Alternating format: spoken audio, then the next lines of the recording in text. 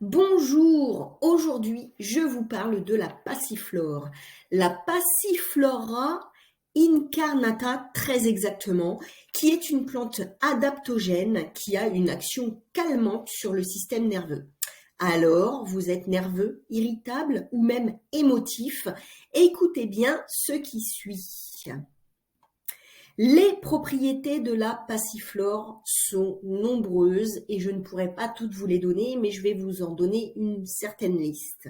Elle réduit la tension nerveuse, l'irritabilité, elle est antispasmodique nerveux, elle est sédative, calmante, elle calme les palpitations ou hypertension liées à l'émotivité. Elle est hypnotique, vasodilatatrice, antidépressive. Elle est indiquée contre l'anxiété, les troubles du sommeil, l'agitation, l'irritabilité, les maux de tête d'origine nerveuse. Alors, comment la consommer? Eh bien, on peut la consommer en teinture mère, 30 gouttes, 3 fois par jour dans un peu d'eau ou 40 gouttes le soir au coucher dans un peu d'eau. Vous pouvez également l'utiliser en infusion. Vous utilisez environ 2,5 g de parties aériennes séchées de la plante dans 1 litre d'eau bouillante. Vous faites infuser 10 minutes, vous filtrez et vous buvez une tasse environ 2 à 4 fois par jour. Et puis, vous pouvez aussi la prendre en gélule. Et là, je vous demande de suivre les recommandations qui sont indiquées sur la boîte. Alors, comme toute plante, il y a des contre-indications. Et les contre-indications et précautions d'emploi sont les suivants. Ne pas associer avec l'aubépine ou la valériane.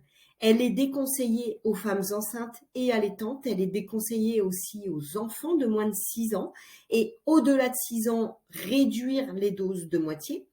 Ne pas consommer en même temps que certains médicaments, ne pas conduire pendant le traitement car elle a un effet sédatif. Les effets secondaires sont les suivants. Elle apporte de la somnolence, elle peut entraîner des réactions allergiques, des tachycardies, des nausées et des vomissements. Alors, si vous avez un doute, et même si vous n'avez pas de doute, avant de prendre des plantes, demandez toujours l'avis d'un médecin ou d'un phytothérapeute.